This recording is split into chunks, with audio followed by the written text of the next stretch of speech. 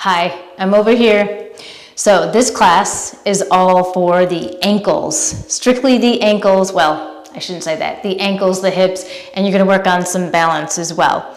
So the only thing that you need is floor space. The more floor space, the better.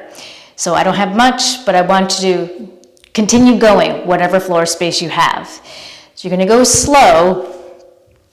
And what you're gonna do is slide, and you can use your hands, your arms, to help.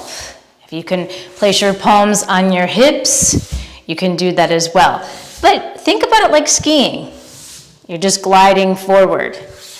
Okay, I'm gonna turn around, come a little bit in. Okay, so you're just going slow, working the ankle, you're working the joints, your knee is included, and can you keep that heel down, but can you stay low and your spine tall as you propel yourself forward? And yes, you can do this with socks. It is harder without socks. So as you go through this, and I recommend going longer distance than shorter distance, because that's where the endurance aspect for all the athletes out there, that's where the endurance aspect is. The longer floor space you have, the more you're going to break a sweat.